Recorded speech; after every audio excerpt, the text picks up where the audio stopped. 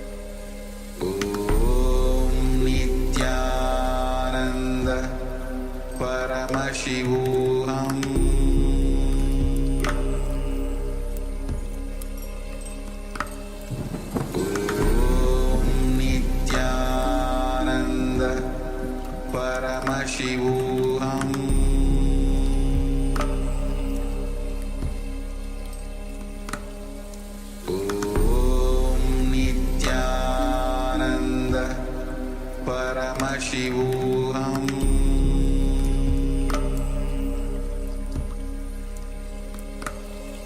Om Nityananda Paramashivoham.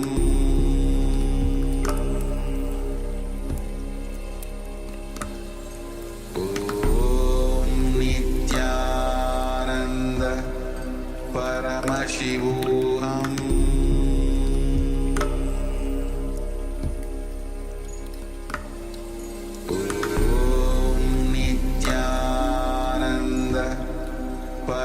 Paramashivoham.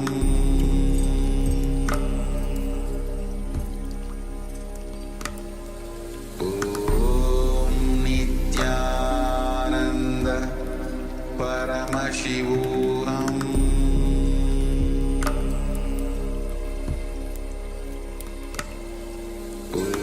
Om Nityananda Paramashivoham.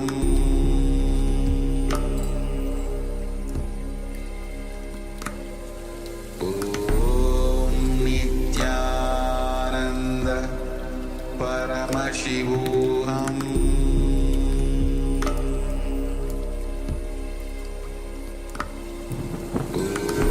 Om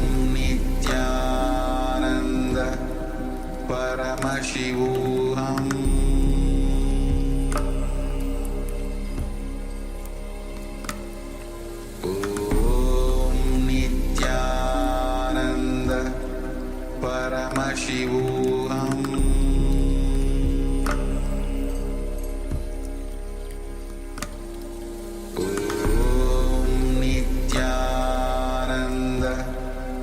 Paramashivoham.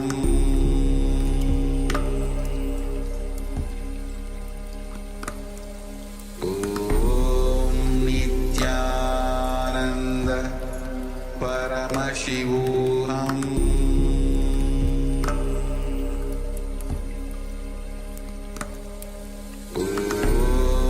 Nityananda Paramashivoham.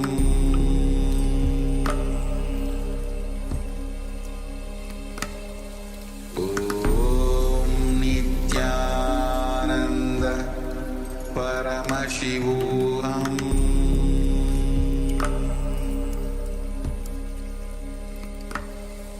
Om Nityananda Paramashivoham.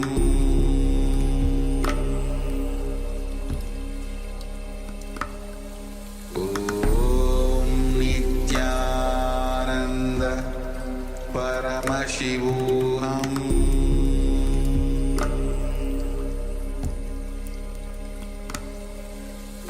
Om Nityananda Paramashivoham.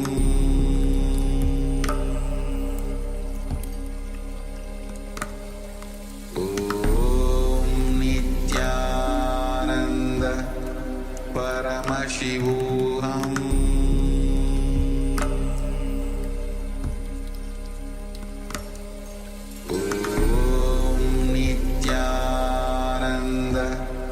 Paramashivoham.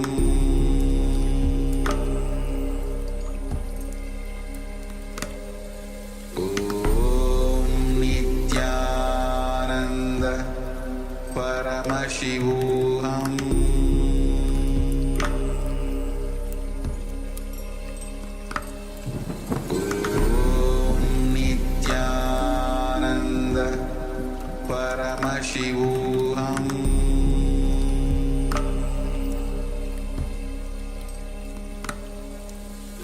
Om Nityananda Paramashivoham.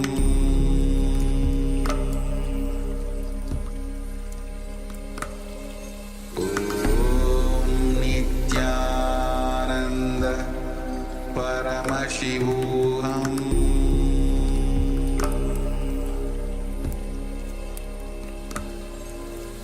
Om Nityananda Paramashivoham.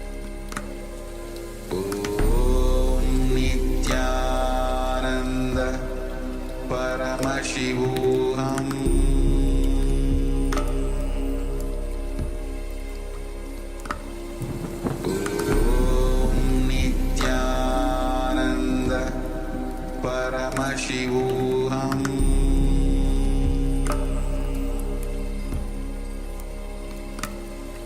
Om Nityananda Paramashivoham.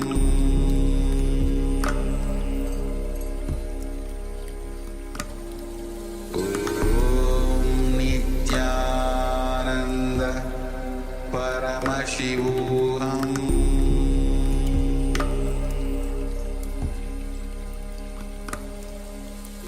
Om Nityananda Paramashivoham.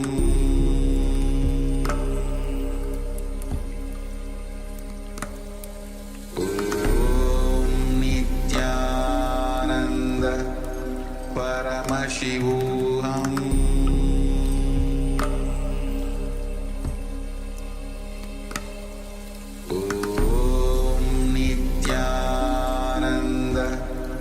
Paramashivoham.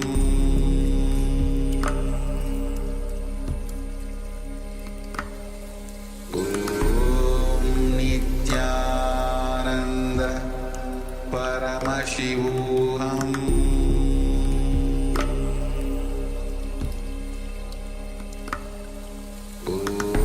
Om Nityananda Paramashivoham.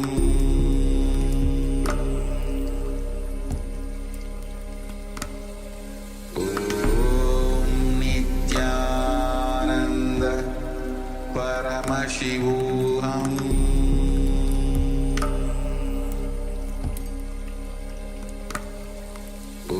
Om Nityananda Paramashivoham. Om Nityananda Paramashivoham.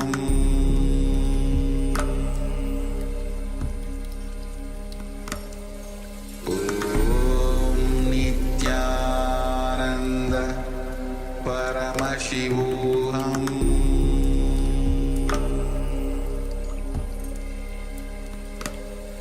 Om Nityananda Paramashivoham.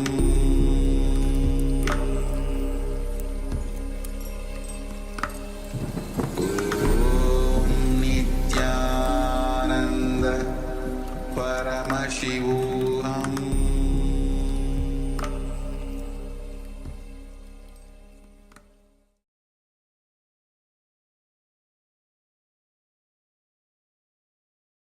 Taharakasha means your soul is infused into you in the form of Shaktipada as a will. Will means experience I exist larger than what I was feeling as me till before the initiation. How many of you are catching what I am saying? How many of you feel, listen carefully, after the initiation and power manifestation, even the way you feel you is much larger.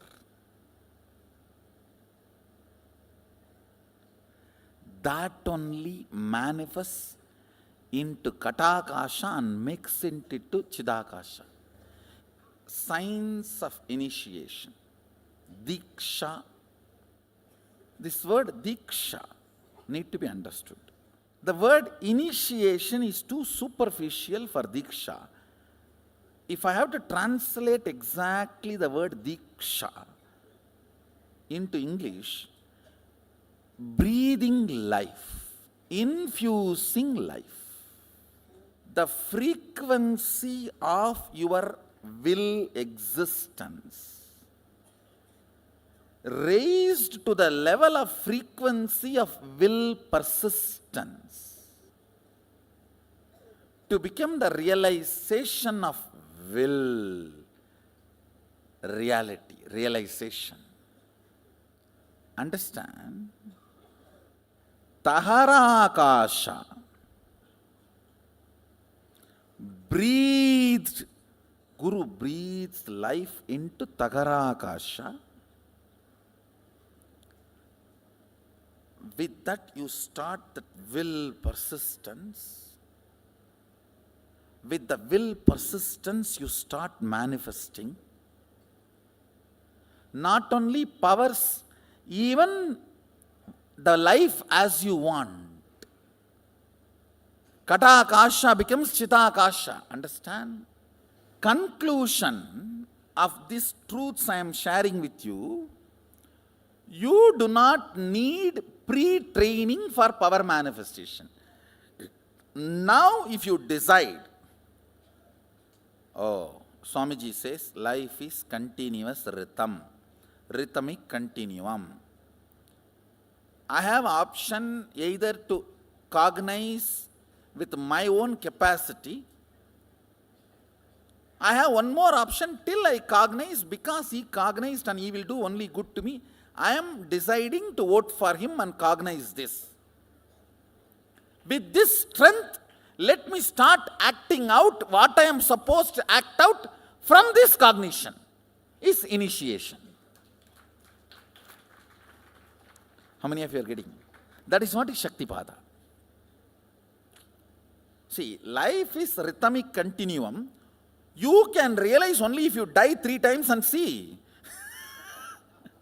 Before death, keep the accounts in your muscle memory, die, and after coming out, pull it out and check whether all the house, number of houses, wives, cars, properties handed over to you. And after 3 times checking only, I think bank is working properly, okay. Do you want to do that? I think this guy is saying, he has seen many times, he must be telling only good for me. Let me try it out, putting my understanding as his understanding. Let me cognize and see. Like how in the maths teachers they say, let's keep x equal to y for the sake of solving this problem. Once you solve the problem, then it becomes yours. See, once you keep this cognition as a proposal and manifest the powers, after that you don't need to die and see. This cognition is yours now, because it has worked for you. How many of you are understanding? See, till you manifest the power only, this is the proposal. Will you become me? Understand? Once you manifested the power based on that cognition, then what happens? Then it is yours. Then it is your realization. Yeah, Acharya should have the capacity to convince the disciple to keep this as a proposal till the manifestation happens. That is the qualification of an Acharya. Acharya needs a different frequency.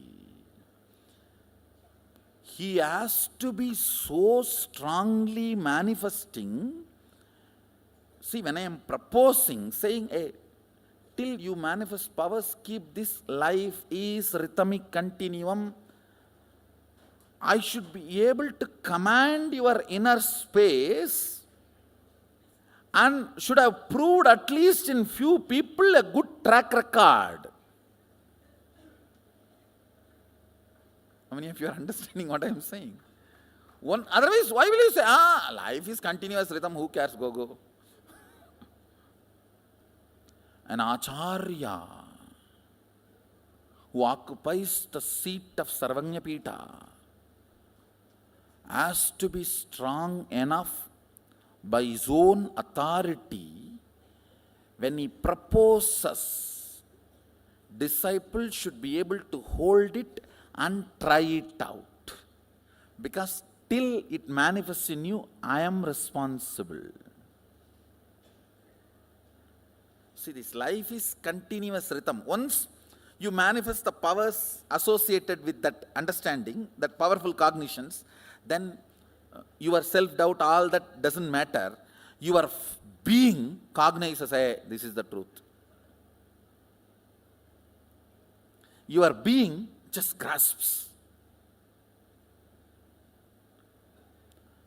Your logic do not know, but your being acts it out, is what is falling in love. you will fall in love with these higher cognitions. Nothing can be done. You just know this is the way you are going to be. You will not bother about anything else. How many of you are catching what I am saying? That falling in love with higher cognitions. An acharya should be authoritative enough, authentic enough to present this proposal and make the ball roll. Because now you are going to get into the virtuous circle. One higher cognition, one power manifestation, then because of that more trust on the more higher cognition, and more trust means more power manifestation. That's virtuous circle. Otherwise vicious circle. No faith, no higher cognition. Faith is too small word. No higher cognition, no power manifestation, only powerlessness manifestation, and more depression, and more lower cognition, and more depression. Somebody has to stop the snowballing effect and push it out that side.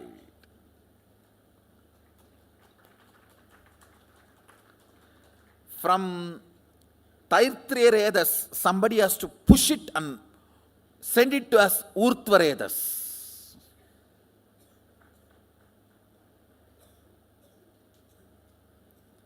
That is exactly I do during the initiations. Stopping this Taitriyaredas idea and pushing it out as Urtvaredas.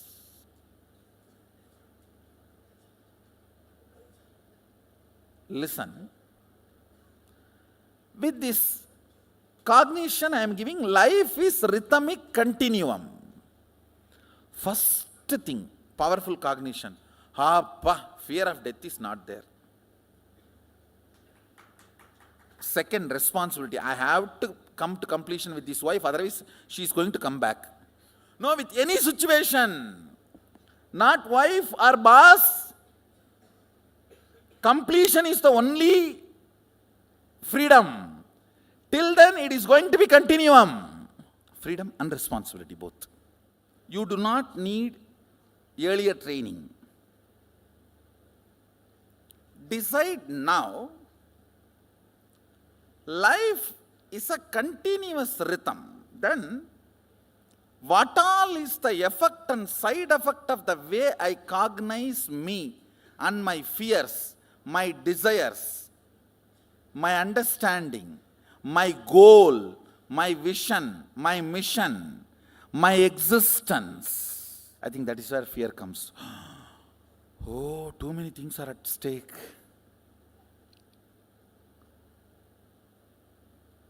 This is what is washing your brain, not brainwashing. Understand? This is not brainwashing. Washing all the dirt we collected. Washing all the blind spots. Just with this one understanding, life is continuous rhythm. You can become enlightened and manifest all the powers. That puts so much of trust on life. All your insecurities are humbug. All your possessiveness is humbug. Understand? Own but don't possess. Owning means taking responsibility to include everyone and share. Possessing means owning it to exclude everyone else. The whole Indian village economy will be all about owning, not possessing. If your friends, family or brothers have money, you have a right to go and ask, hey, you have na, give, I have a problem. There is no such thing as, hey, it is yours. If you have, come on. Because our mental structure was all about owning, not possessing. Your idea about possession your idea about people, your idea about wealth, your idea about your mission, your idea about your existence, all will go through a huge acid wash.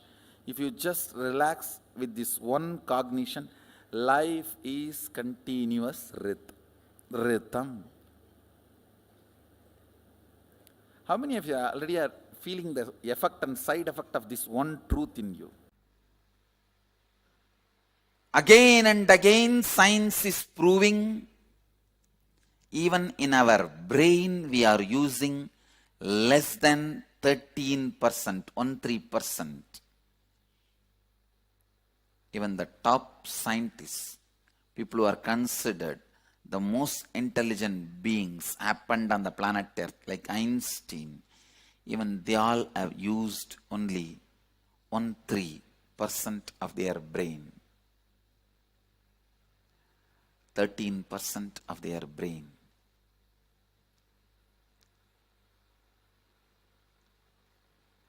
Then most of us must be using much less than that. Listen, brain has two parts. One, mechanical parts, which takes care of your mechanical functions of the body. Movement of blood, movement of intestine, movement of the heart, movement of lungs. Just the mechanical basic survival need management part. It is like whenever you have bandh in India, means every once in a day. Already we don't work. Why do we need bandh? I don't understand. Anyhow, we have all wrong methods of showing our protest. So when we have bandh, we allow the basic survival needs to function, like milk, food, medicine supply.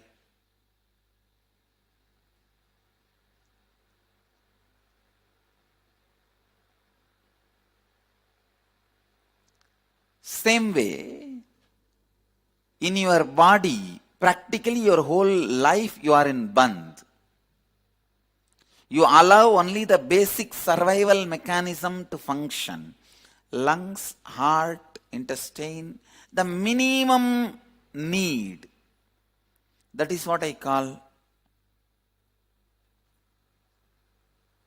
mechanical parts of the brain. There's other part, non-mechanical parts of the brain, which is endowed with extraordinary powers. Please understand, powers like a telepathy, teleporting, materialization. They are no more just mystical or mythological. No.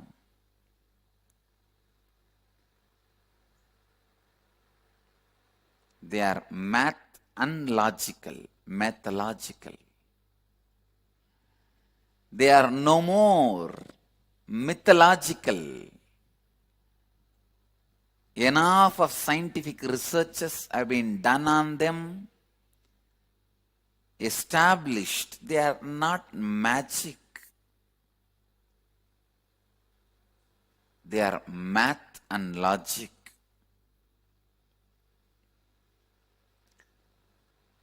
The possibility for telepathy, teleporting, kundalini, awakenings, extraordinary powers like materialization, all these are available in every one of us. Our brains are hardwired to experience higher possibilities, higher consciousness.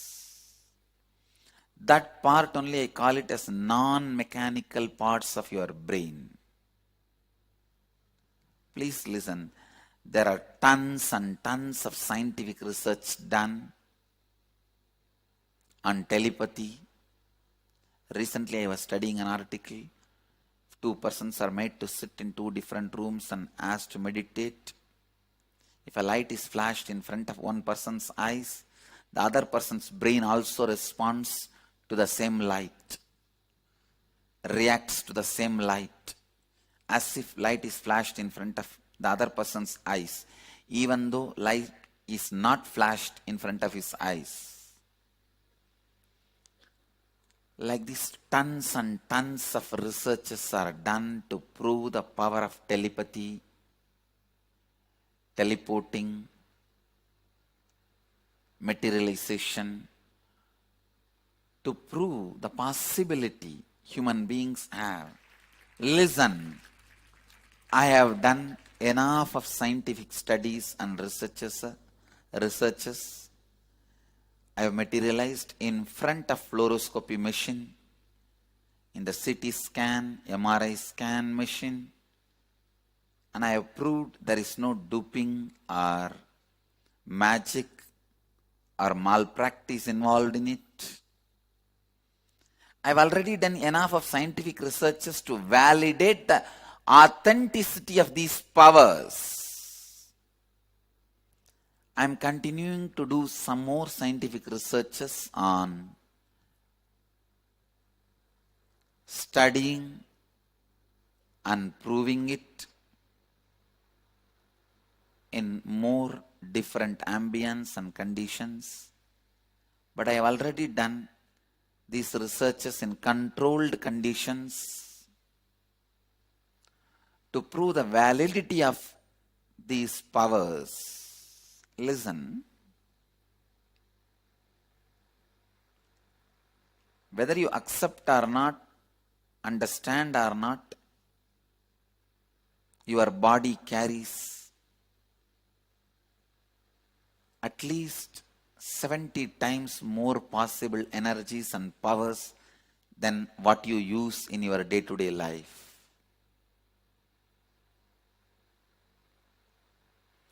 Science has proved it through various methods and ways.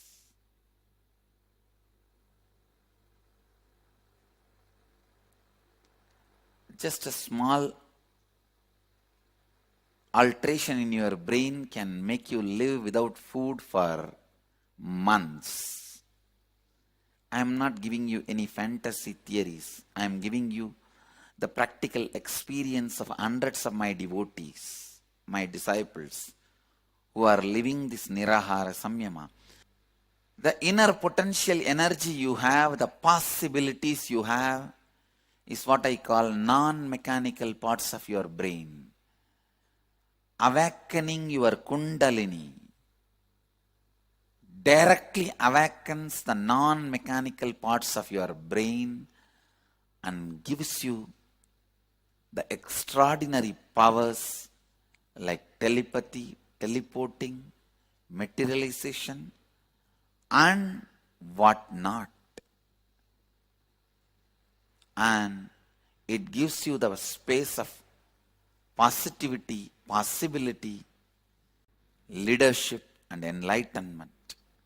Anima, Lahima, Mahima, Ishitvam, Vashitva, Prapti, all these Ashtama Siddhis are possible. Your brain is hardwired for all these higher possibilities. Just because common man did not have access to the science does not mean it does not exist. Just because common man does not have access to the country's treasury, you can't say country's treasury does not exist. Same way, just because you do not have access to these extraordinary powers, don't think these powers don't exist. All these great powers are possible It is a simple inner science.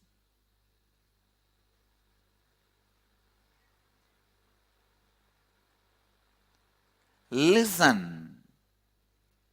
Kundalini Shakti can directly make you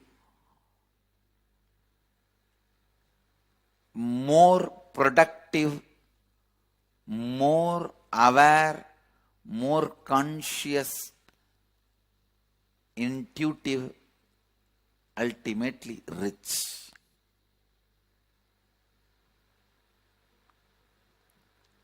It will take away the low idea you carry about you. It will take away the lower self-image you carry about you. It will show you your possibilities.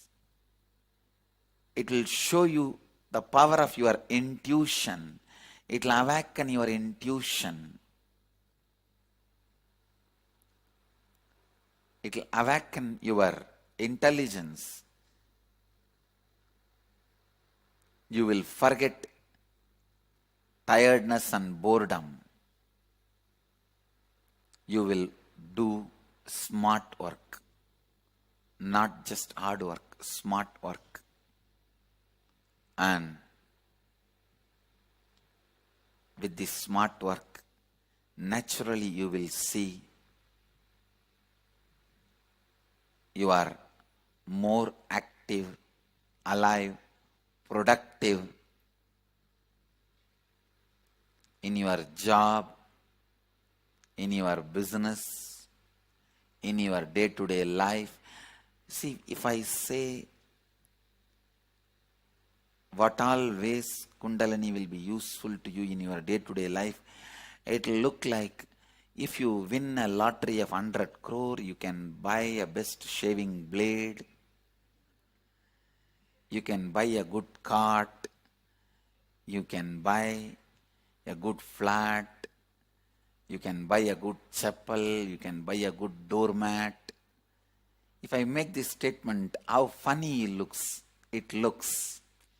That is exactly it will look if I say what all you can do with Kundalini energy. You can just do anything. You can just do anything. Mirror neurons. Very recently, I was studying a research paper where they beautifully established with various analysis, researchers, on a very powerful truth. For example, if somebody is swimming in the ocean, you stand and watch. Whatever brain activity is happening in that person's brain, whatever activity is happening in his brain, in his neurons, please listen. Even if you are watching, the same activities are mirrored in your brain. The same neuron activities are mirrored in your brain. Listen. If you are watching totally, the same effect is mirrored totally in you.